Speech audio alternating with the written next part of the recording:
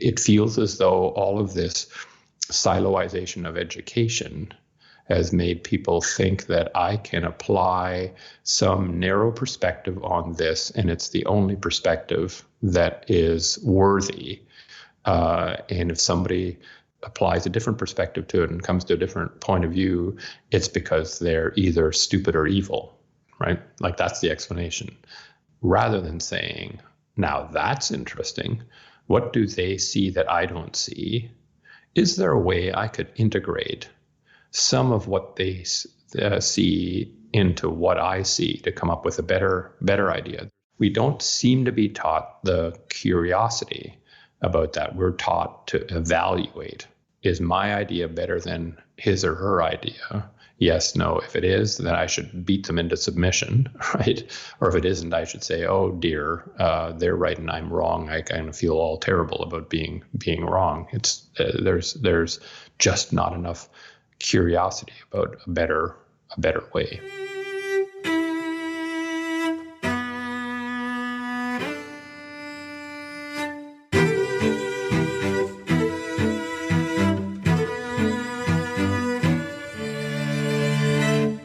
Hello and welcome. I'm Shane Parrish, and you're listening to another episode of The Knowledge Project. This podcast and our website, fs.blog, help you sharpen your mind by mastering the best of what other people have already figured out. If you enjoy this podcast, we've created a premium version that brings you even more. You'll get ad-free versions of the show, like You Won't Hear This, early access to episodes before anybody else, transcripts, and so much more. If you want to learn more now, head on over to fs.blog/podcast or check out the show notes for a link. My guest today is Roger Martin, who in 2017 was named the #1 management thinker in the world. He's the former dean and institute director of the Martin Prosperity Institute at the Rotman School of Management at the University of Toronto in Canada. We talk about the hardest skill to transfer in decision-making, patterns of good leadership, and also self-sabotage, the role of narratives in taking bold actions, and integrative thinking. You'll walk away from this conversation a better leader, decision maker, and have a more connected view of the world. It's time to listen and learn.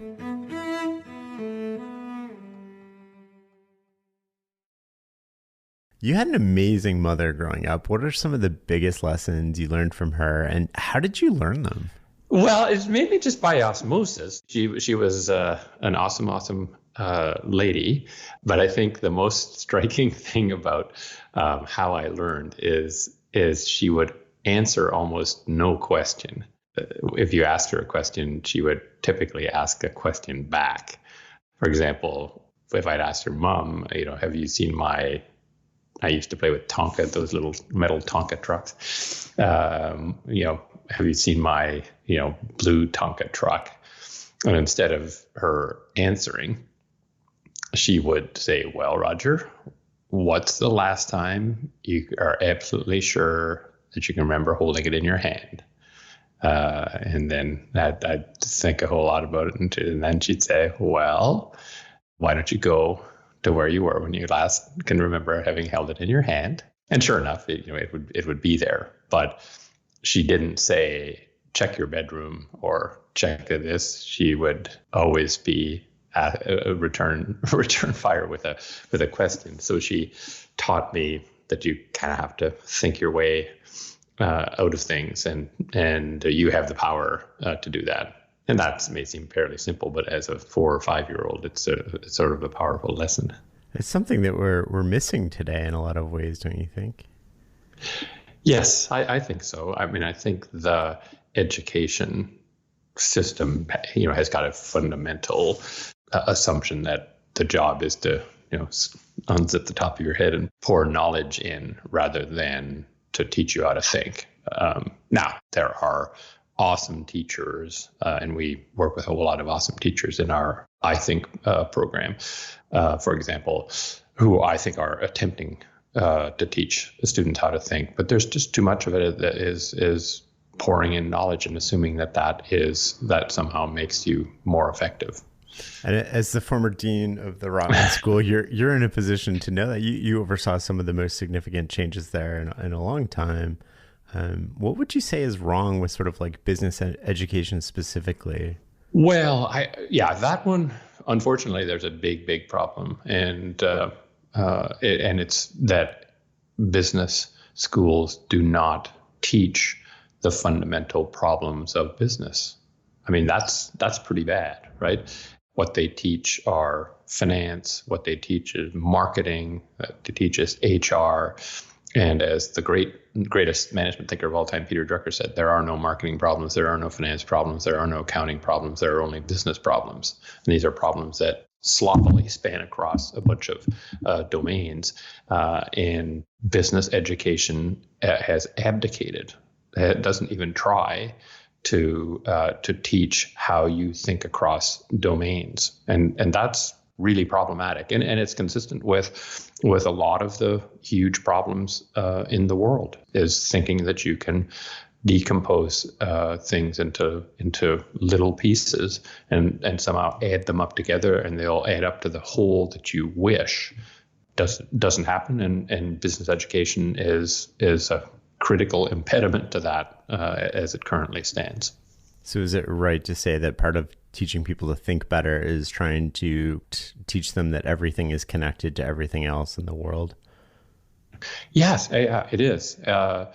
And that's a more daunting task. So like, I understand why business education abdicates that. That's a more daunting task, and things are less easy to prove. Right, it's much easier to prove, as you would well know, Shane. Right, you've heard the guys. All else being equal, this causes that. Right, and you know all those other things that you have to assume are equal are not.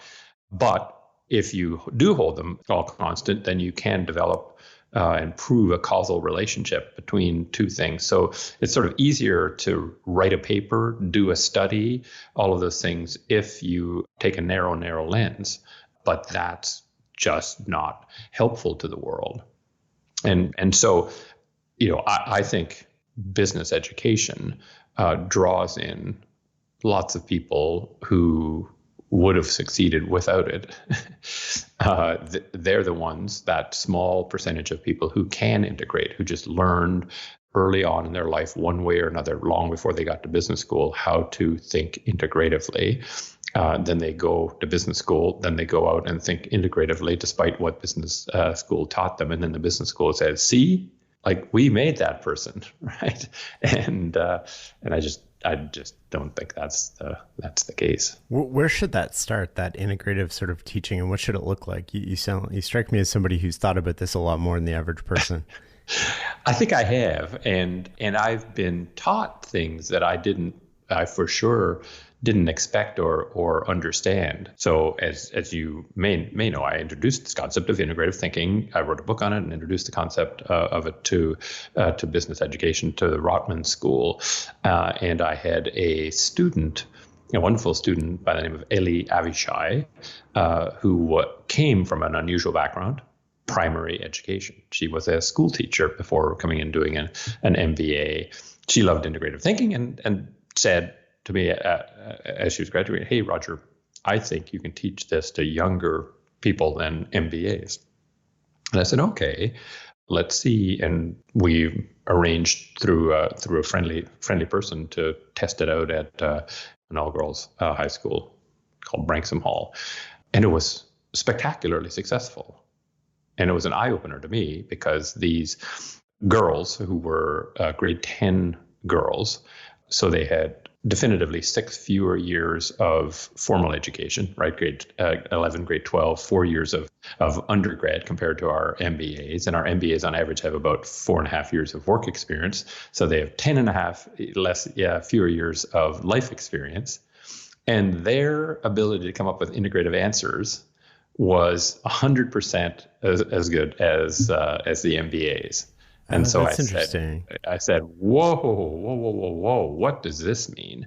This means that additional 6 years and 10 years of life experience is good for nothing in making you better at doing this thing. So that was a real wake-up call. Then we started teaching teachers, high school teachers, because we had this conception, how foolish we were. We had this conception that, well, high school was really pushing it, that your intellectual development was just maybe barely ready. Now that wake-up call was, no, your intellectual development is really ready. And some primary school teachers came to our programs. And our first reaction was, oh, no, that's silly. You can't teach it to kids like that. I mean, they're just too young to really understand this complicated technique. And bless the teachers. The teachers were, I think we'll be the judge of that. And they started doing it. And so we now have teachers in the school system in Ontario teaching as young as grade 1 and 2 students how to do this. And here's the cool thing. They're really good at it. It is just charming, actually, to watch these kids work on solving kind of either or challenges. And we have all sorts of fairs at the school. They come in, and I always get weepy listening to them. And the bottom line is that they don't need to be untaught anything, right? So that's their gigantic advantage. They're easily smart enough, and they don't have a view already built up that life is full of either or choices where it's the devil or the deep blue sea, and you just have to suck it up and choose one bad choice over another. They don't understand that. So when you say, okay, here's this choice, do we do this or do that? But here's a technique for figuring out something better. They're like, sure, let's go do it, and they're great at it. Like really good at it. You had a 4-step methodology for teaching that. Can you walk us through that a bit? Sure. So you start with the notion of taking the two models, let's say, and we often use the Toronto International Film Festival as an example. You say there are two models of running a film festival, like Toronto, the community-oriented film festival. Anybody can go. There are not, velvet ropes all over the place. There's not a jury. It's just a friendly community film festival. Then there's con on the other side. Rather than saying, let's think about something in between right away, you say, let's push those to the extreme. The completely exclusive film festival, the completely inclusive film festival, right? And then you lay out how they work. How do each of those work and produce the outputs that they produce? And we ask, how does it work for the various players involved? So how does it work for the community? How does it work for the film industry?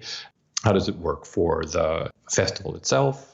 Right, and you lay that out, and you say, okay, here's how this one works, and here's how con works, and here's how TIFF or Sundance or Tribeca works. So that's one. And then you ask yourself the question: what about these things do we love the most? What features, what mechanisms do we love of both? And then ask the question, third step is do what we call these integrative moves, because what we've noticed is that there's 3 kinds of integrative moves. And in the case of the TIFF, it was what we call a double down. So Piers Handling, who was running TIFF at the time, loved everything about the inclusive community-oriented film festival. He loved what it did for the community, loved what it did for the industry, but he loved one thing about con, and that is the buzz that it created that brought the attention of the international media, which made it a wonderful sponsorship opportunity. So Evian would pay a whole lot of money to make sure that a bottle of Evian's on the table when every starlet gets interviewed, right? And so what Piers did is come up with this brilliant notion, which is we can make the inclusive film festival even more inclusive in a way that gets us the one thing we want from the other model. And that was the People's Choice Award, right? So the People's Choice Award said, we will create buzz around who's going to win the prize, but the prize won't be an exclusive prize of an exclusive jury that'll make the audience feel like, well, it's them, it's all about them. It's actually all about us. So it made the festival more inclusive and got the one thing he wanted from the other model. And now TIFF is the most important film festival in the world. That's the third step. The fourth step is you got to try it, experiment with it to see if it works. But that is indeed what they did. It's worked better and better every year, and now it's the most important film festival in the world. Maybe not the most famous, because Cannes been around for so long and famous for so long, but anybody in the industry says Toronto is the most important film festival in the world. That's integrative thinking, and quite frankly, we've gotten to a place in the world, it feels to me, where we're presented all the time with things that are either or. Look at U.S. politics, right? You're either a Trumpian or a Biden guy, and we just take sides and battle and fire missiles at one another. It feels as though all of this siloization of education has made people think that I can apply some narrow perspective on this, and it's the only perspective that is worthy. And if somebody applies a different perspective to it and comes to a different point of view, it's because they're either stupid or evil, right? Like, that's the explanation. Rather than saying, now that's interesting. What do they see that I don't see?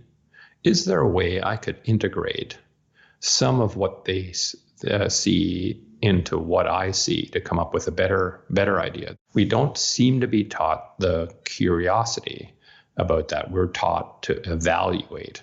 Is my idea better than his or her idea? Yes, no. If it is, then I should beat them into submission, right? Or if it isn't, I should say, oh dear, they're right and I'm wrong. I kind of feel all terrible about being wrong. It's there's just not enough curiosity about a better way. Yeah, that's really interesting. I mean, one of the things that strikes me about that, I always ask myself when I see somebody doing something that I wouldn't do or strikes me as odd, I'm like, what would the world have to look like for that to be the option that I was engaging in, right? So, that's good. That's sort of a variant of the question I asked in strategy, which is the most powerful question in strategy: is what would have to be true, not what is true. What would have to be true for that to be a great idea? Because that gets you noodling around another logic, and it is possible that by taking pieces of another logic structure, you can come up with a better idea. I want to come to strategy in a second, but just before we leave integrative thinking here, are there limitations to this idea? I mean, it sounds very novel to be faced with a hard choice with trade-offs and come up with an option that sort of like mixes this either or thinking. And where do you see this falling apart, and where do you see it really underapplied? Well, I see it underapplied in the world in general, right? I guess is my view. Lots of people just ask me, about limitations and should you do this all the time and the like. And I say, listen, if the choice is between kind of lying on the beach or getting kicked in the groin, you don't need to use integrative thinking. I'll take lying on a beach, right? But it's when you feel like, oh, I hate the fact that I have to that I apparently have to choose here. So you don't love either option, either choice, and that's the time. That's when a little light should go off in your head and say, stop, don't choose because you don't like either. But I use it all the time. I'm feeling all cheery these days about Tennis Canada because this Monday in the rankings, the men's rankings in this case, we're doing well on the women's side too, but in the men's ranking, Canada had 3 players in the top 20. Interesting fact is that this is the first time in Canadian history that we had the most players in the top 20. We were tied with Russia. Russia's got 3. We've got 3. U.S., Spain, all these other powerhouses have fewer. Before 2005, when we put in place the Tennis Canada strategy that's resulted in this, we had 0 in history. What was the magic solution that transformed us from a nothing country, literally a nothing country that was irrelevant, to a leading tennis nation where everybody says, how is it that they've got so many great players from a little country that's got snow all the time? And the answer is we looked at the French system, which is a more control-oriented system, and the U.S. system, which is a Wild West kind of system, and said, how can we, rather than choose between them, come up with a better solution? So you can apply integrative thinking to create incredible outcomes left, right, center. I did it at the Rotman School too. That was a product of integrative thinking choices. So maybe I have a hammer, so every darn thing looks like a nail, but I do eat the dog food, right? I apply this to all the tasks that I have, and it's proven to be extremely valuable.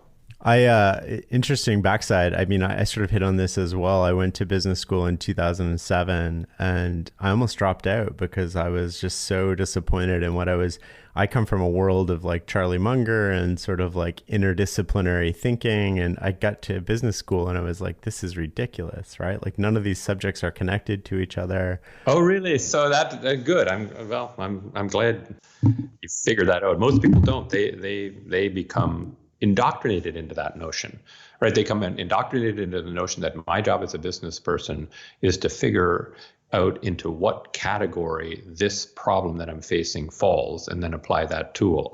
This is a finance problem, so I will apply the capital asset pricing model, or this is an HR problem, so I'll apply theory X, theory Y. They're a tool matcher. Right. And that's why MBAs are viewed widely as these incredibly narrow-minded people. Oh, that's so fascinating. Have you seen, I want to come back to that in a second. Have you seen a lot of changes in terms of the incoming students, like with these girls that you sort of went back to in grade 10 and you taught them integrative thinking? Have they had like tangible or quantifiable sort of results that are different as a result? It's more anecdotal, but yeah, lots of them come back to us and tell us stories of what they've done and what they've been up to, or they'll go back to their teachers and tell them. I mean, it is something I'm encouraging I think people to do is start collecting more data to show the effectiveness of it.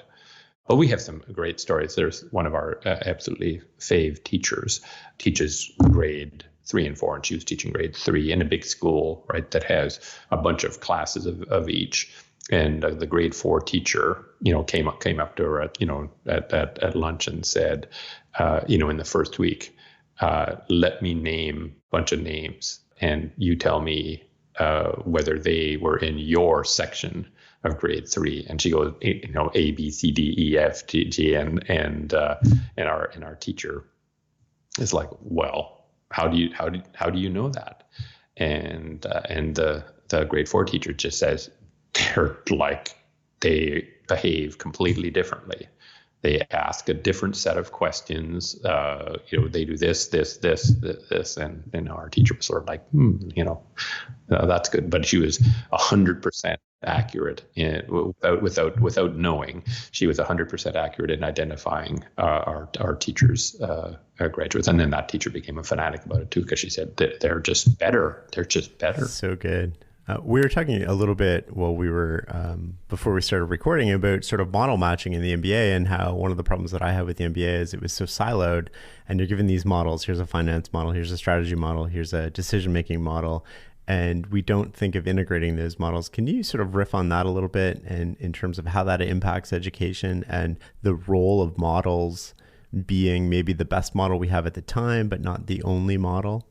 The way I think about business education is that it's visualize like one of those little red toolboxes, right? You come in as a student with that empty, and you get a bunch of tools. You get a hammer, and you get pliers, and you get a screwdriver, and whatever put in your toolbox, and you're taught to size up a problem and ask the question: Is a hammer best for this? Is pliers best for this? Is a screwdriver best for this? Is a wrench best for this? And so it's this job of matching a bunch of narrow models to real world problems. And that's why MBAs unfortunately get criticized for being these sort of, we had an MBA here and he did this silly thing. And the silly thing, if you analyze what way the person criticized what the MBA did, it typically falls into the category of they applied one narrow model to a broad question. And I understand why they do it. That's what they're taught. That's literally what they are taught. And you can recall this from your own MBA. When you do a case study, the case has been written to illustrate a tool, right? The answer comes from applying a given tool, and we're made to think, oh, these are just general business situations. No, they're not. The writing of Harvard Business School cases has evolved to this art form, which is to write a case that illustrates one narrow tool. That's what the business school world spits out, and it spits it out into a world that's organized that way. I always found working with MBAs a bit sort of difficult afterwards, because they want these packages very much like case studies. And what you're sort of reinforcing without, unconsciously, I think, is that all the information in the package is all the information that you need to make this decision, or all the information that's relevant and pertinent. And that is so often in real life, it's not the case at all. We get absolutely what we educate for. There's no question in my mind. Same in economics, right? There are 1,000 partial equilibrium economists for every single general equilibrium economist, and so we have economists who kind of know everything about whatever fiscal policy, but nothing about labor policy or labor economics or environmental policy or the like. They do that. I'm not going to think about all those things, but I'm going to think about the thing that my model covers. And it happens in medicine too. We had a wonderful lady work with us on applying integrative thinking to the medical field, which has been very valuable and worked out well. And she was talking about her residency, and when she was a resident, her attending, saying things like, "Could you check on the liver in room 217?"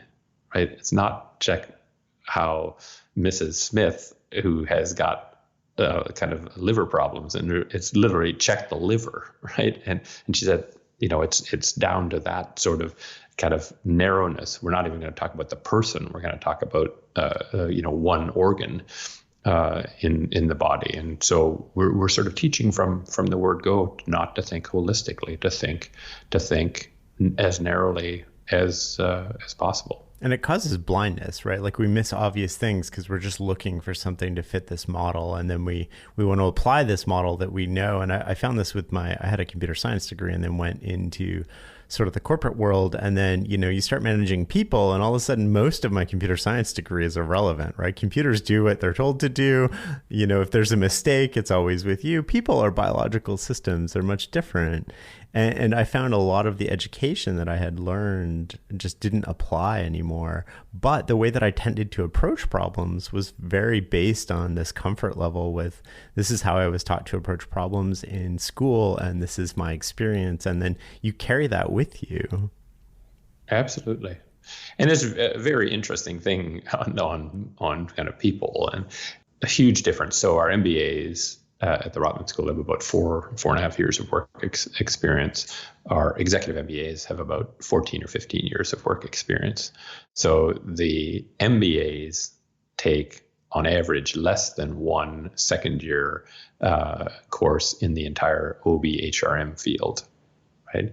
They just don't think that stuff is important at all, right? They load up on finance and strategy courses more so than any other courses.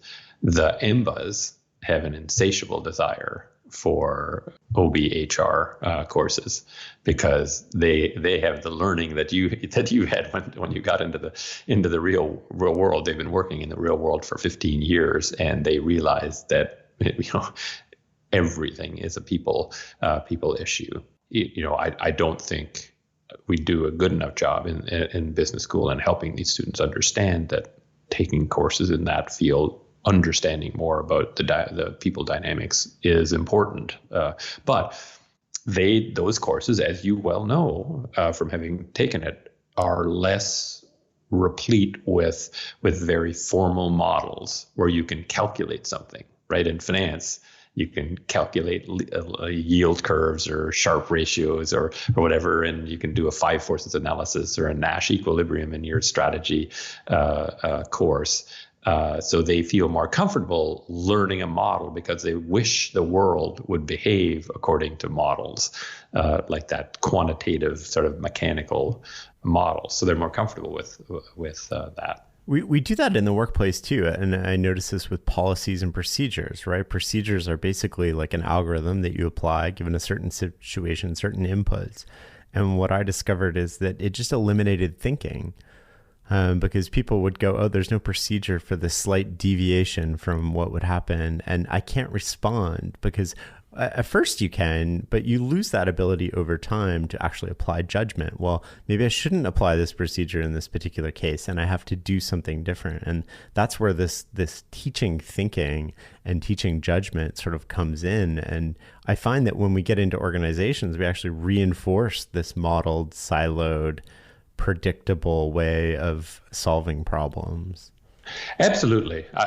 And if we want to go on this vector, it gets even worse than what you've described. Right? Oh, go on. which is we dramatically, vastly overuse science. So what you were taught in business school, and you tell me if I'm wrong on this, is that a good businessman or woman, businessman in your case, if you're going to be a good businessman, Shane, you will make decisions based on analysis. Yeah. Right? You'll do the analysis and make a decision. You're some kind of a corporate floozy if you're just going making decisions without the analysis behind it. So you can ask the question, where does analysis come from? And the answer is from Aristotle. For 2,400 years ago, 4th century BC, Aristotle essentially created science. The book is called Analytica Posteriora, where he sort of was the first man in the world to say, here's how you can determine, and what he used, the terms he used, here's how you can have a rigorous methodology for determining the cause of a given effect. Right? You experiment, watch, collect data, and you can say, aha, this causes that. All of the future of science is based on Aristotle's understanding. We think that science came from the scientific revolution. Bacon, Newton, Descartes, Galileo, they formalized what Aristotle did 2,000 years before them. So the guy who invented science, though, pointed out something about science. He said, science, this methodology I've used, is for the part of the world where things cannot be other than they are. So what does he mean by that? Well, if I let go of this pen, what'll happen? It'll fall. Yep. If I let go of this pen 10 years from now, what's going to happen? It's going to fall. If I let go of this pen in Antarctica, it's going to fall. That's the part of the world where things cannot be other than they are. Right? And so there, it makes a whole lot of sense, right? If I observe all pen falls that have ever happened in the past, what's it a pretty damn good predictor of? The future. Pen falls in the future, right? So that's the part of the world where things cannot be other than they are. And he said, that's what you need to use this scientific reasoning method to be rigorous about understanding. Because, at one point we thought it fell because all objects like to be closer to Mother Earth, and eventually we figured out that no, there's a universal force called gravity that pushes everything down. That's the development of scientific knowledge. But the guy who invented science warned, do not use the scientific method. Why would he say that? In the part of the world where things cannot be other than they are, science. Analyze data, collect as much data, analyze it rigorously to determine causes of effects. In this other part of the world, imagine possibilities and choose the one for which the most compelling argument can be made. And he said the job of human beings in that former world is to understand the causes of the effects that we see so that we can optimize the world to that, right? We observe all these people who smoke getting lung cancer, so we can optimize against that by trying to stop people from smoking. He said in the other part of the world, human beings' job is to be the cause of the effect they want to see, right? To change the world in a better way by imagining possibilities and making those new things come true.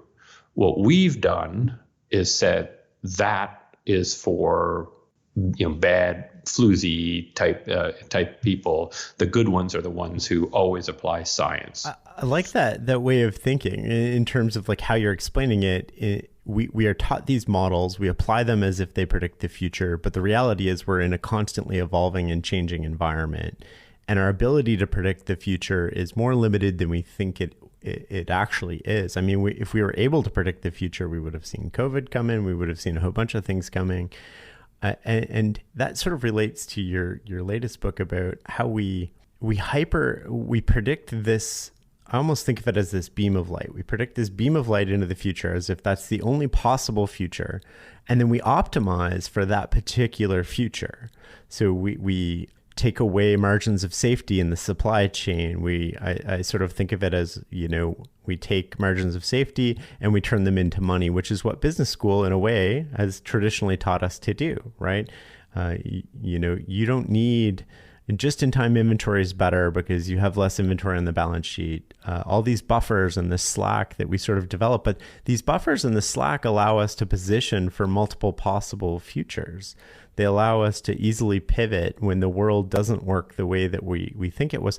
The problem I see with this and the pushback that I give myself when I think like this is that in the moment, being inefficient and positioning for multiple possible futures is always suboptimal to somebody who's hyper efficient for this one particular future. So in the short run, we're always looking like we're behind, but in the long run, we always win. And then we have to deal with this sort of like timeline difference. If you're the CEO of a company, I mean, what's your average tenure? It's a couple years, right? So you have to sort of like get in, do your thing and get out. And you're not thinking about it from a long-term point of view. But I'd love to hear your riff on this. Well, I mean, I can't do a much better riff than you, right? I mean, I think your diagnosis is bang on. And this is why I think a great CEO, and I've talked a lot. You probably know Paul Pullman. He's a friend of mine. He's always nice enough to say that I taught him a strategy when he used to be at Procter and Gamble. But we talk about it is that the part of the CEO's job is to create enough of that discretion so that they can do those things, right? That they know are going to be in the interests long term. Like in your case, building up some slack, for the bad times.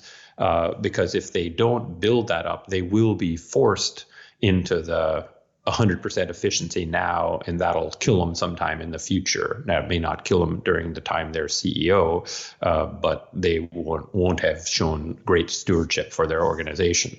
So I think you're right, and it's one of the challenges of the modern capital markets, right? The modern capital markets say, gimme, gimme, gimme, right? If you're not using some money, buybacks shares or dividend back to me, lever yourself up so you have a more efficient capital structure. All of those things are taking away that optimal amount of slack that CEO has to make decisions that are good for the company for the long term, to invest in things for the future. That's one of the reasons why I think, right, that America had a huge advantage over the rest of the world for probably 30, 40, 50 years, somewhere between 1930 and 1980, where it had the best capital markets in the world for helping companies grow and prosper. I think in 2020 now, America has got a capital market that is a detriment to American competitiveness, because it is causing companies to behave in ways that aren't good for the company, its employees, America overall. Oh, double click on that. Go deeper. Talk to me about that.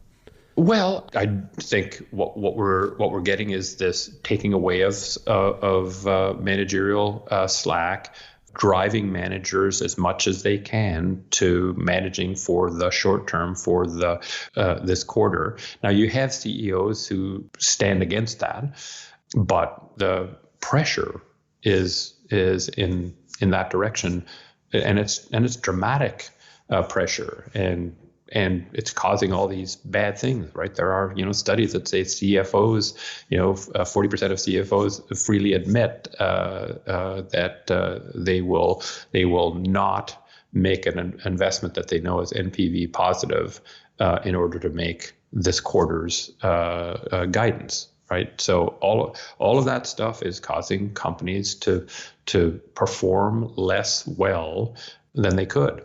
And that's a capital market problem. That's why I think we're going to look back 2050.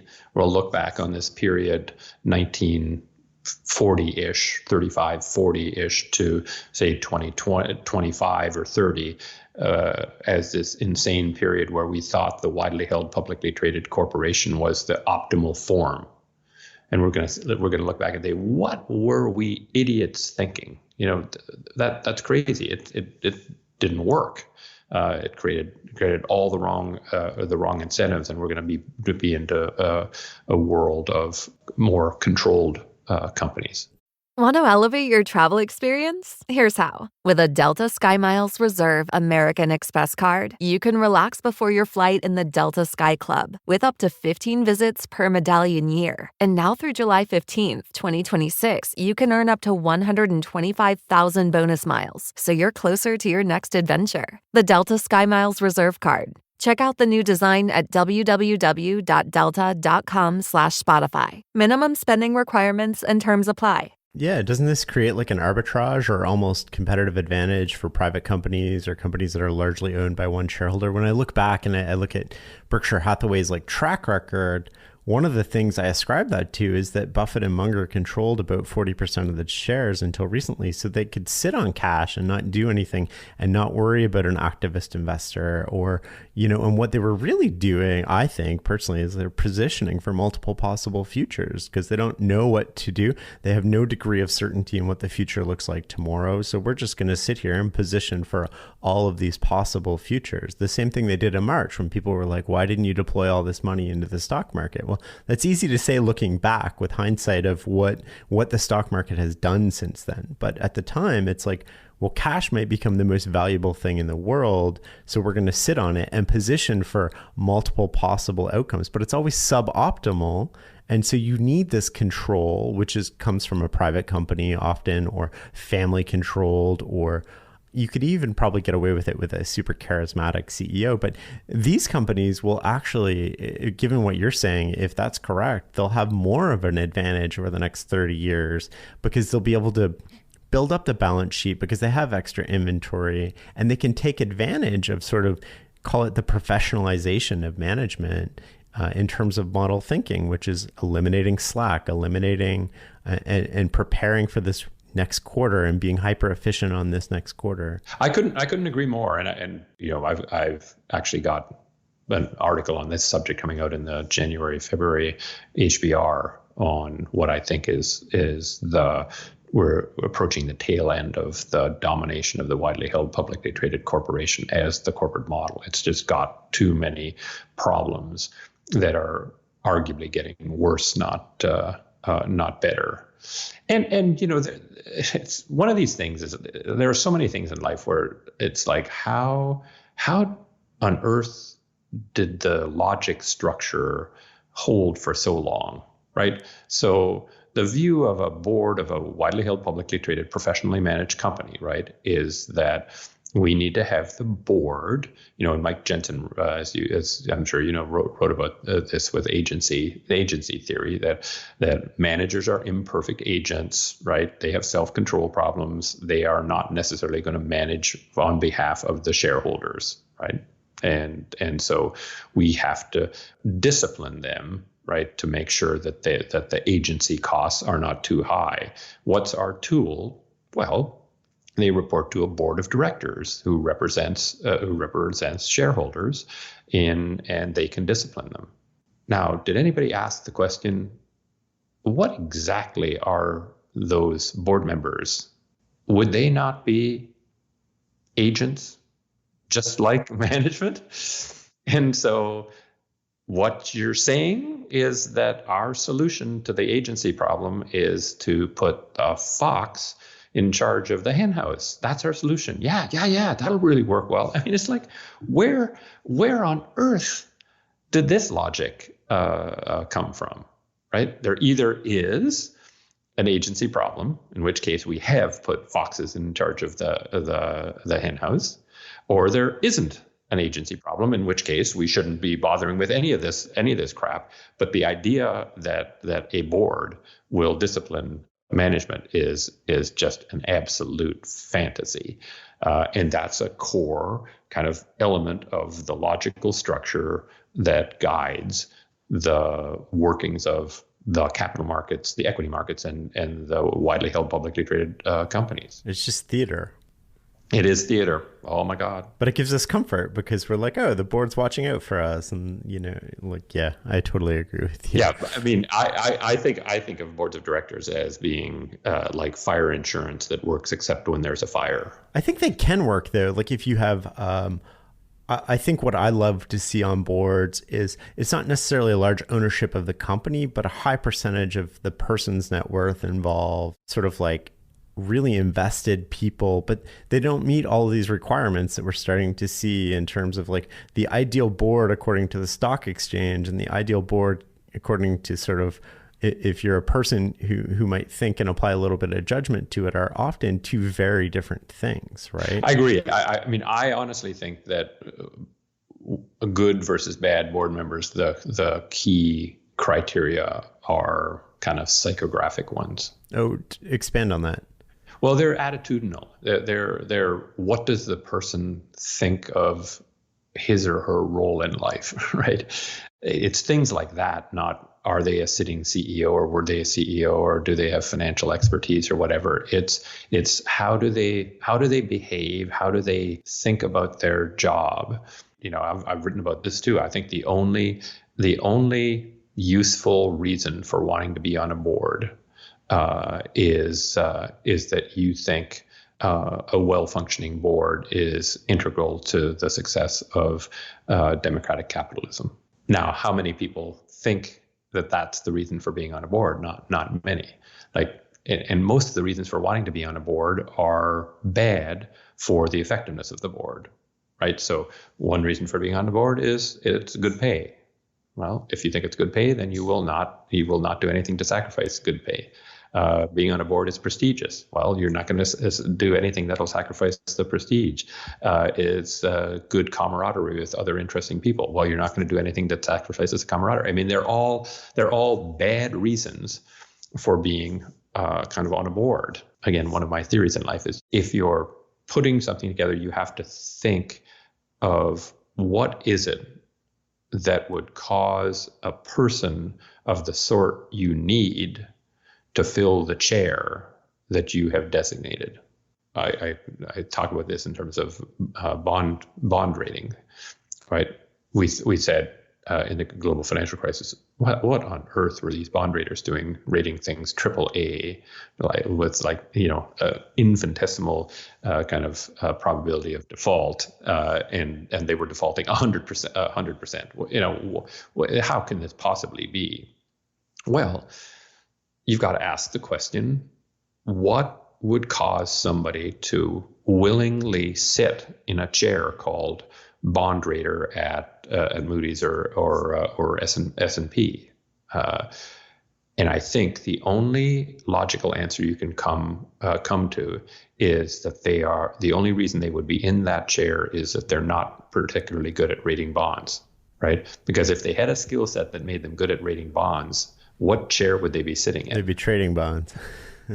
They'd be either sitting in a chair at Goldman or Morgan Stanley or their own or Apollo or their bond fund. So the only people who would think of being at Moody's or S&P, right, rating bonds, the only people who will do that are definitively less good at rating bonds than the people who are running the bond market.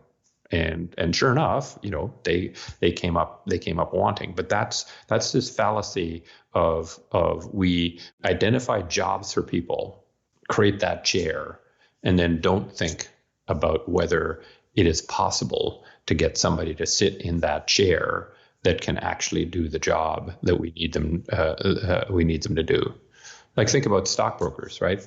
There's only one thing you can know absolutely positively without a shadow of a doubt about a stockbroker. The only thing that's for sure, you don't know if they're male or female, young or old, but what you know is that they're crummy at picking stocks. Because if they were good, they wouldn't be a stockbroker. They would be a hedge fund. Yeah, but this is sort of why I like to see boards with significant personal ownership as a material amount of their wealth, because I think, maybe it just gives me another narrative for why they're on the board, but I think it also gives them a lot of investment in terms of the success or failure of the business. And it takes us away from the short-term planning cycle of sort of thinking about it in quarter by quarter basis and start thinking in sort of like decades and what you have to do and the investments you have to make this company not only sustainable, but position it for multiple possible futures as things change. Yeah. I mean, I'll give you an example from my own life. I was on the Thomson Reuters board for 14 years, and a guy I love who was on for all the time I was on was Vance Opperman, and the Opperman family owned West, their legal publishing company, the best business in Tom. Just a what a moat that has. Yes, a gorgeous business, and Vance, was in it for the long haul. Last time I checked, he's still on the board. I've been off the board for like 6 or 7 years, so he'd been on the board for 20 or 25 years by now. And I don't know how much the Opperman family has in Thomson stock, but I think it's still quite a bit from the original transaction. And yeah, he takes his job deadly seriously and thinks about the long haul and is an awesome director. He's probably one of the best directors I've witnessed in action. So I agree. Skin in the game is a good thing to be sure. It's sort of like it's 3 times out. They must own stock that's 3 times annual board fees. That's, for those people, unfortunately, that's trivial. Your desired outcome happens, unfortunately, and only a small amount of the time. Totally agree. You've read a lot about leadership. Are there common patterns to success that you've seen across leaders other than integrative thinking?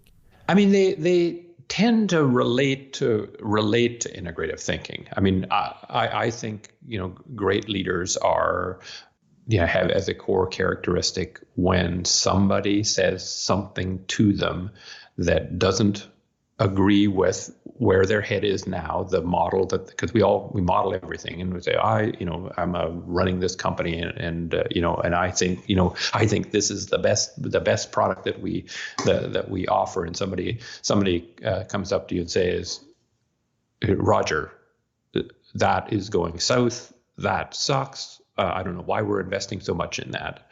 A great leader's first reaction is, say more. Tell me more about why. I want to understand why you think that, what you see that I don't see. Yeah.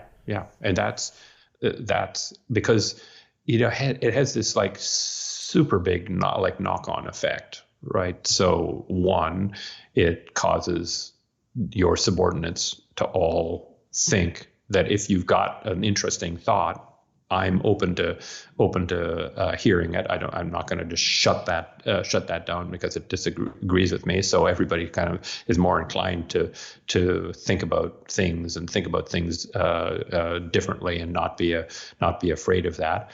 And you just get more raw materials, because what we learned in integrative thinking is if we go back to that TIFF example, unpacking how the inclusive festival works and unpacking how the exclusive festival works, all that unpacking gives raw materials, which you can kind of recombine in entirely new ways. In associative ways, right? Yeah, exactly. So when I say this is our best product and we are going to win on the basis of this, that's only a set of raw materials that relate to that theory. And if I can incorporate in a whole nother huge pile of raw materials, just another pile of raw materials I have access to, then I have a chance of coming up with a much better, much more powerful solution. And the person might be wrong, right? That this is not a terrible product.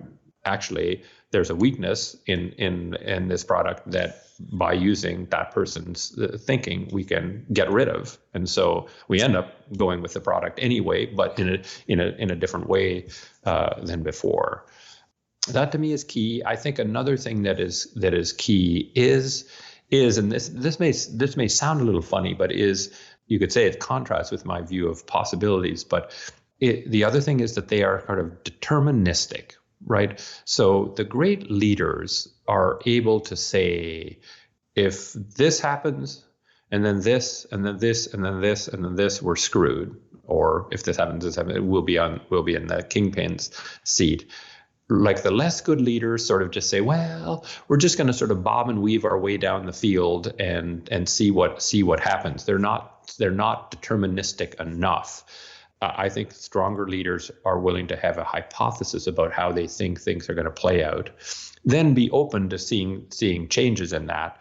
But that gives them the boldness to make decisions, right? Because you have to commit assets irrevocably to decisions to be great as a company. You can't just say, well, we'll do a little bit of this, a little bit of that, and we'll shift and change. You have to say at a certain points in time, this is worth investing in. And we won't be able to get the money back because it'll be invested in a building or invested in a piece of software or invested in these people.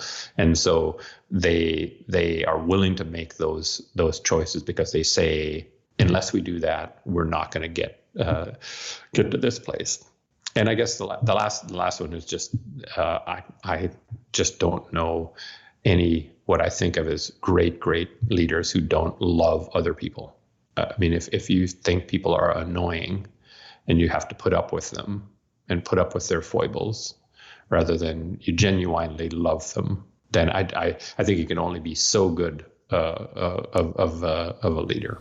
I want to come back to sort of taking bold action here. And I think fear often prevents us from taking bold action. We might do a little of something outside of the ordinary, but not too much, because if we fail and we do something that's far deviant from the norm, we're moving out of this Gaussian distribution and we're going to the fat tails.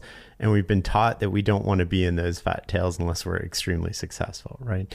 But this way, if we're wrong, we're not too wrong. And one of the reasons I think that we like to keep within this narrow, maybe call it one standard deviation band, is fear. And I'm curious as to your view about how we develop courage in the face of fear and the role of narratives in the story we tell ourselves and our employees. You're absolutely right. And, I've just written a post on this, or the first of a 3-part post on fear. I call it Fear Rules, because fear rules us and there are rules for managing fear. But it does come to telling ourselves stories. I mean, we create fear or make fear go away depending on what story we tell ourselves. And my observation is that people understand this and understand the debilitating aspect of fear, and that's why I argue that in Hollywood the number one box office star of every era of movies played one character, and that is somebody who faced fear and didn't act fearfully. Charismatic, unblinking, well-dressed James Bond sort of esque. James Bond, yes, yeah. Or Tony Stark, right? Or Arnold Schwarzenegger or Humphrey Bogart. It's sort of they all play the same character, right? Which is ha ha ha. I can wisecrack my way through this, and it resonates so deeply with people because they say, if only I could do that in the face of fear, I would be successful, and instead I am ruled by my fear. I think most fear we create ourselves, right? We produce it ourselves as a reaction, and trying to tell yourself a story of how you can sort of deal with that is important. And people think of me as having been a successful dean at the Rotman School, bless them. But there's some things they don't know. We created a completely different economic model that enabled the school to go from having a budget of 13 million in the last year before I got there to 130 million in the last year I was dean. We needed a new economic model because the University of Toronto economic models were nuts. And so you couldn't plan for the future. And I went to Rob Pritchard, the president, who hired me, and Adel Cedra, the provost, who hired me, and said after about 3 or 4 months, you hired me to make this a great school. We can't. Sorry, we can't with the current model. And the current model was every year the provost decides how much revenue you have, right?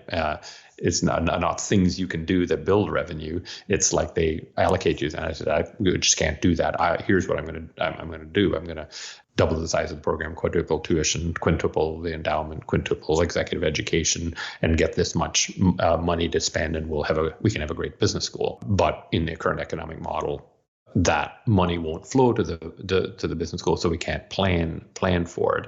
And I said, I'd be happy to pay you a tax. And right now our tax is about $2 or $3 million a year of 13 million. Under this plan, you can have a $40 million tax, but we need a different system. And they both said, okay, and we'll work on that. And I said, in the meantime, can I spend the way I was planning to spend? And they said, yes, but this was just verbally. And so I thought they were going to work this through the governance process, maybe in 6 months or 9 months. It took 4 years. Yeah. And in those 4 years, because we had to go into massive deficit, $14 million accumulated deficit, which we then came out of completely. The whole plan had paying it back so that we were plus. But for each of those nights for 4 years, I had to go to bed with the recognition that if Adel Cedra, the provost, lost faith in his ability to get this different system through governance, through governing council and all those people, and said, Roger is running an unauthorized $14 million deficit, my career in Canada would have been over. I would have been fired. I would have been on the front pages of the Globe and Mail as having kind of illicitly spent $14 million, and I would have probably had to leave the country and go back to the States where I had been living. Not only that, I couldn't tell a soul this, because if I told anybody that and they started to act that way, it would encourage Adel to believe that I believed that he might not actually do it. So I had to live for 4 years with the sword of Damocles. Literally, I literally went to bed and the sword of Damocles was above my head. But I told myself a story, which is just, Roger, are you doing the right thing or the wrong thing? Is this good for the school, good for Canada, good for University of Toronto or not? Yes. Did you actually ask for permission and they gave it to you verbally? Yes. Could you go back to the States, go back to your old job and pick the pieces up? Maybe you could never come back to Canada again because you'd be such an embarrassment. But how bad is that?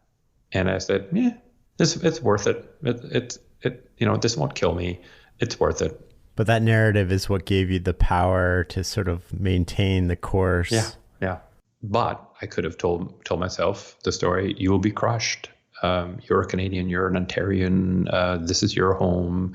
You would be embarrassed thoroughly. Your family would be embarrassed. Everybody would be embarrassed. And I could have focused on that, and I would have probably caved and gone back to Adel and Rob and say, we got to work our way out of this, and we'll change directions, and I'll stop spending, and I don't know, whatever. And the Rotman School wouldn't be the Rotman School it is today. Well, luckily it all worked out, right? Like, had it not worked out, I'm curious to see if he would have thrown you under the bus, or sort of, I guess only you would know that in him. But yes, and I got to say, Adel, who then went on to be president of University of Waterloo, is a great man, and he didn't. Like, I had my faith properly placed. He followed through, and it was hard. He got a lot of pushback. Are you doing a special deal? And And the thing that makes me happiest is then David Naylor, when he became president of University of Toronto, he applied the Rotman system to the whole university. There's a better system for being able to plan for the long term. So I wanted to make sure Adel stood 100% by me. Coming back to sort of the leaders that you've worked with, we talked about common patterns of success. Are there common patterns of failure or self-sabotage that you see repeated over and over again in otherwise smart, decent people? Yeah. I mean, a lot of it has to do with this not having a sort of a deterministic enough view. So the failure mode I see probably more than anything else is somebody who is what I think of as not strategic, right? Which is that they believe that they need to always keep all their options open, not make big choices, and sort of see what evolves and then just react to what evolves. That's probably failure mode number one. If that's connected to, and I don't really like people, that's a sure thing, right? That's a certain disaster. And it's the three things I talked about. And if they're just not curious, if somebody comes to them with disconfirming kind of data, they want to suppress it rather than absorb it and mine it for everything they can get. Interesting enough, that tends to, those two things tend to be linked. Like, it is a big system, right? Which is, you tend to like people if people are this repository of stuff you can't see. Yeah. And you're constantly learning, and you're very curious. So then they're good. Yeah. But if instead they're a threat, then you just wish you didn't have these annoying people around who keep on threatening your prevailing point of view and the one you prefer to just keep and not be kind of messed with by anybody. So those two things, I think, end up being linked. And they're probably, I haven't thought about this, you raise a good question, gets me thinking, it is linked to the sort of the non-deterministic too. If your model is sort of impoverished because you aren't absorbing, building in other things, the chances are it'll be harder for you to come up with things that you can be confident in to say, you know what, I think it is time to invest here, go here, let's bet on this. So they probably, all those three things are either deficient together or there together and kind of self-reinforcing. You mentioned strategy. What is strategy, and what's the difference between a good strategy and a bad strategy? Well, I think about strategy as a set of choices that enables you to invest in a given place to win, whether that's geography or business or whatever. So it's that set of choices. And what do I mean by winning? I mean, in the field of play that you choose, you have a better value proposition for the customers in that space than anybody else. And a good strategy is one that has a logic that holds up to that when you put it into action, you do get a better position where you've chosen to play than any competitor. And a bad strategy is one where you're sort of, you're chasing multiple things, you don't understand your sort of flywheel of success, like it can be any of those things. It's one kind of bad strategy is a little bit of everything. We're going to do a little bit of here, a little bit of there. Another kind of crummy strategy would be one where the economics don't enable you to continue it, right? You can start on it, but it's not a remunerative enough model for you to be able to continue to invest behind it. So it sort of withers away. Another is kind of bad strategy is just trying to do the same as everybody else and assume that you're going to win anyway. That's the great managerial conceit. We don't have to do anything unique or different, and we will have unique success. I love that. I often think of this quote from a friend of mine, which is, if you do the same thing as everybody else, you're going to get the same results as everybody else. So you have to sort of deviate if you want to deviate results, but you need to create an advantageous divergence. You have to not only diverge from what everybody else is doing, but you have to be correct. and that's extremely difficult. And when you have it, you need to like go all in and run with it. A lot of companies today seem like they have a bit of innovation envy. Like they want to be the one to create the iPhone or go 0 to 1 and just create new markets like Facebook or Google. And there's billions and billions of dollars being thrown at these problems in R&D and hiring, and the results don't seem to be super effective. Do you have any thoughts on why? It gets back to what we talked about earlier, Shane, about science. Charles Sanders Peirce, who's one of the great American pragmatist philosophers with John Dewey and that era, and William James, pointed out that no new idea in the history of the world has been proven in advance analytically. Now, just think about that for a second. No new idea in the history of the world has been proven in advance analytically. Why? It's linked to what Aristotle said, right? You can't prove something new and different that hasn't happened yet analytically. And most innovation processes in the world of big companies, right, insist on proof before doing something. This whole notion of like fintech and all this disruption by little technology firms is all kind of self-induced. And that comes back to sort of the models that we're taught, if you want, in school, and the way we look at the world. You come to somebody in an established business and you say, I need to spend, $20 million to prove this idea.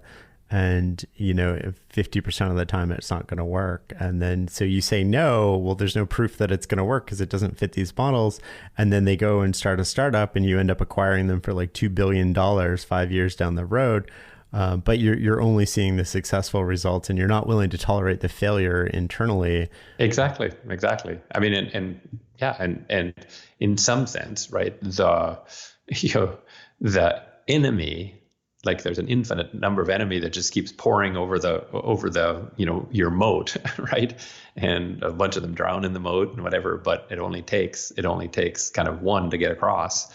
And that's the problem. So that if you have an internal system that sets up that we won't do anything unless there's proof, right, then you won't do any of those things, and there will be an infinite number of these startups. And it's interesting, James March is one of the greatest, I think, management love that guy. Thinkers, yeah. And he wrote about the importance of delusion. And then, because he said the economy is underpinned by delusion, in that we do know that 9 out of 10 kind of startups expire with 100% of the resources kind of wasted. If anybody thought those were the odds that they personally were facing, they wouldn't do it.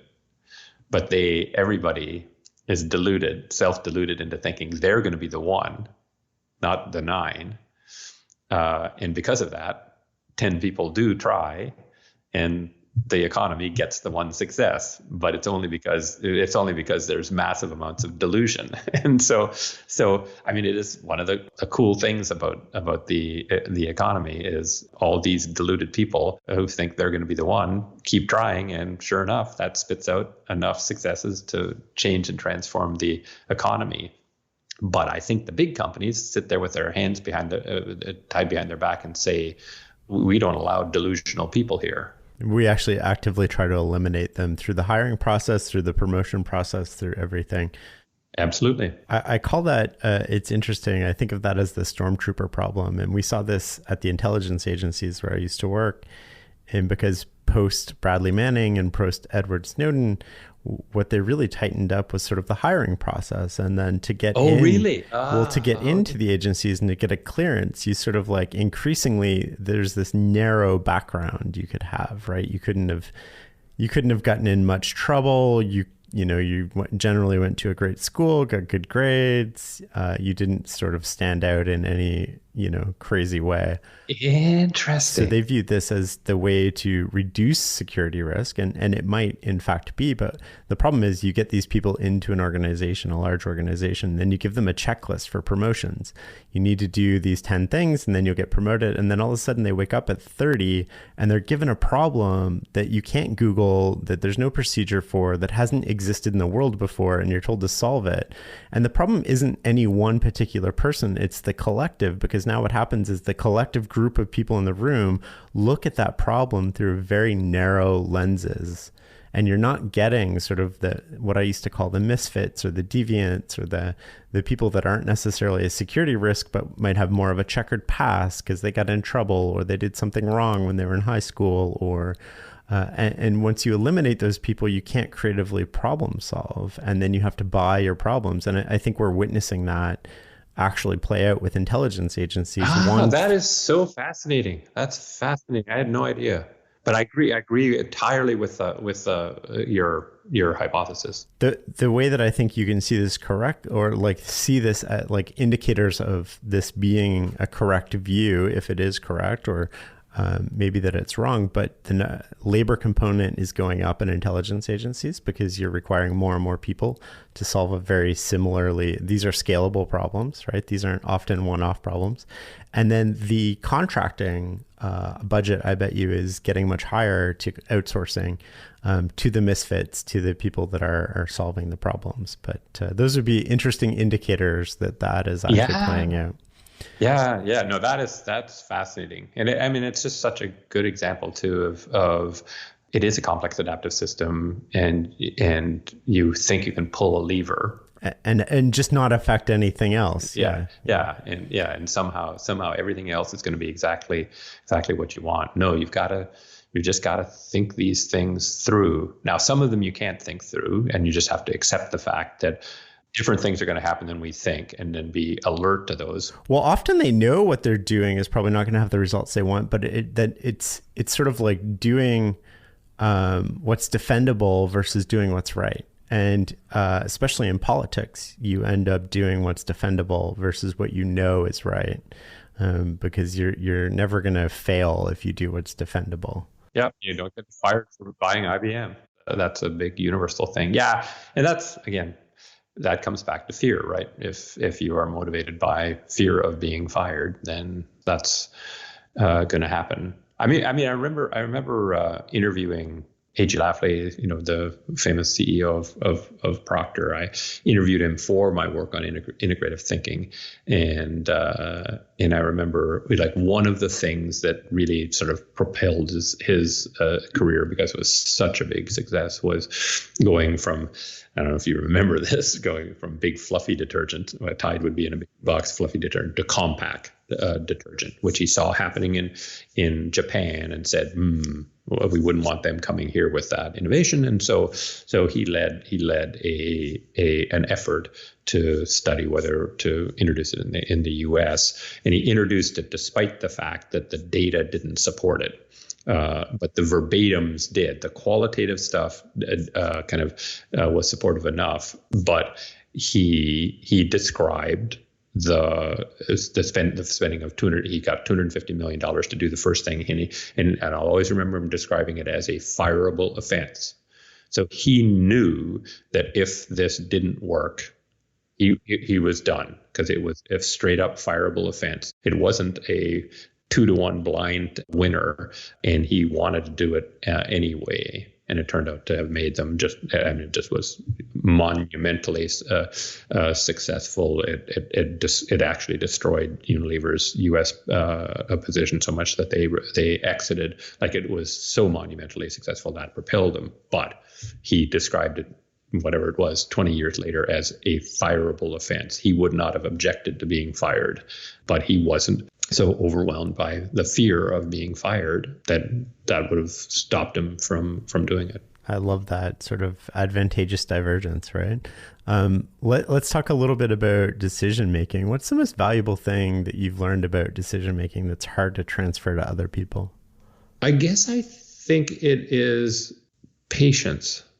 Giving yourself the time to roll ideas around as long as they need to be rolled around, and not feel the premature need for closure.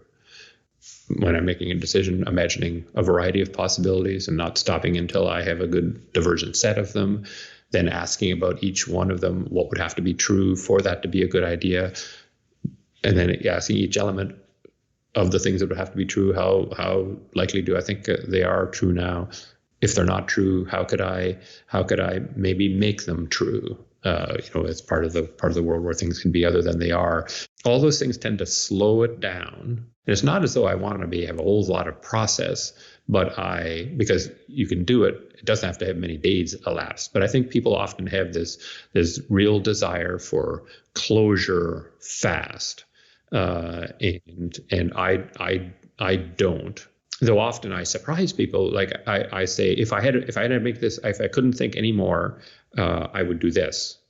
And they're like, "Oh my God, Roger, you've jumped to that conclusion." I said, sometimes you have to, right? Sometimes if it was either decide now or I shoot you in the head, you decide. But then I'm still open. Tell me what about that is problematic, and let's think about it some more. So I guess that's it. I've learned, this is a very good question because I hadn't thought about this, but I would say that I've taught myself a process of thinking that slows me down enough for me to absorb greater variety and greater logical pieces. I think of little logical subroutines. A big decision is stacking together a bunch of logical little subroutines, and I have a process for giving myself time to play around with those. Oh, I could put this one here and this one there, and that helps me come up with what people often think of the things I do as wow, how do you ever come up with that creative solution, Roger? Well, I kind of slowed down is I think the answer. And I think I have a decent kind of track record of teaching. If anybody wants to learn it, I can teach people to do that. How do you teach them? How would you teach me? I would just work with you. I think practice is absolutely the best. And that's what I've gone to with the companies that I work with. I just say, Shane, what's a choice that you think you're facing? And you say, oh, I really need to decide whether we're going to invest in this thing or that thing. I think, good, okay. And then I would just work you through a process the way I would do it, and you would learn by doing. Now I'd explain to you why. Why are we doing this? Why? You'd say, no, Roger, it's either this or this, and I'd say, no, it's not. That's not enough. Variety. I want variety. And if you can't come up with variety, that's no problem. Go ask 10 people in the organization and don't stop until you can come back with at least 5, 6, 7. That includes your two, but I want another 3 to 5. All right. And I'd explain to you why. I'd say you don't have enough raw materials. I don't like either of your choices. And the reason you haven't made a choice now is because neither of them are that good. If one of them was awesome, you'd have already made the choice. You wouldn't be asking me. So Shane, we need more raw materials. So go get them. And then when you come back, I teach you how to play with the raw materials to make a better choice. And then hopefully you would, the next time without me involved in the room, you would have slowed yourself down in a similar way, not thought those are the only two to go for raw materials, to ask these what if, what would have to be true type questions. I have a friend, Randall Stutman, who gave me vocabulary around how I approach decisions on it, and I never had vocabulary around it, but he basically said you decide as soon as possible or as late as possible, but never in between. And I was always known for sort of deciding at the last moment because I wanted to keep all my options open. And if I didn't have to decide, like, why would I force a decision? I can get more input. I can get more insight into the problem. I can see how the environment's changing and playing out. And I think that plays to the patience answer that you gave, which I think is really an insightful sort of response, because so many people just get stuck in the middle. They don't make the decision right away. They'll make it in the middle because they just want to get this sort of Damocles out of their head, or they want to stop thinking about it. And it's then when you make these really bad decisions, I think, because you've made a premature decision, so you're missing all the input, or you're clouding all the input that would come afterwards, and you're only doing it to get rid of it. You're not doing it because you need to make the decision at all. You're just doing it because you don't want to have to think about it again. And there's also ways that you can do in your mind where you just sort of like put it down and suppress it, but you're constantly gathering new information about like, am I right? Will this prove me right? Where's the disconfirming evidence that, you know, my hypothesis on this is going to be wrong? And you can see the world through your actions too. So it also allows you to make a decision possibly, but not communicate it, which is you saying, I know what I would do if I had to decide right now. And then you can see the world through those eyes had you made that decision, which allows you feedback as well in terms of what that looks like. And I think that that's a really interesting way to frame it. Yeah, I hadn't really thought of it that way. That's a good insight. In some sense, when you force yourself to say, this is what I would do if I had to choose now, that's the moral equivalent of putting a prototype out into the market. I hadn't thought of it that way, because then you can say, oh, this happened. That would have made mine a clever decision. That happened. Oops, that wouldn't have been so clever. It's like a prototype. And when you do that, all the information you receive at that point, you interpret through you having already made that decision, which allows you to see the world in this. You can sort of like take a step through this door and say, what does this look like? Yeah, no. That's so powerful, because again, you know, people talk about data as if data is sort of this sort of very kind of, you know, I don't know what intrinsic thing. It's not. Data is only data. Like it floats straight by your head if you're not looking for it.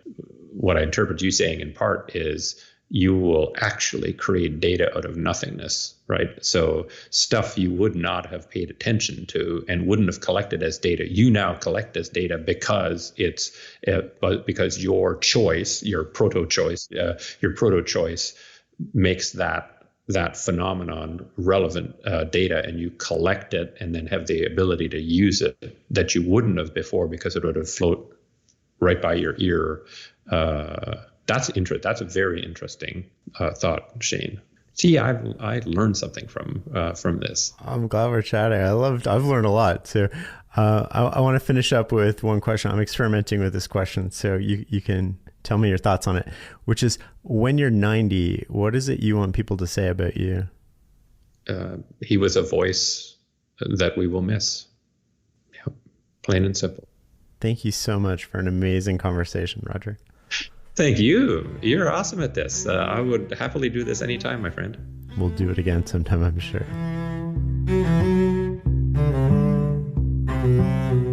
Hey, one more thing before we say goodbye. The Knowledge Project is produced by the team at Frenham Street.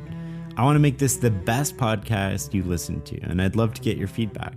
If you have comments, ideas for future shows or topics, or just feedback in general, you can email me at shane@fs.blog or follow me on Twitter at shaneaparish. You can learn more about the show and find past episodes at fs.blog/podcast. If you want a transcript of this episode, go to fs.blog/tribe and join our learning community. If you found this episode valuable, share it online with the hashtag #TheKnowledgeProject or leave a review. Until the next episode.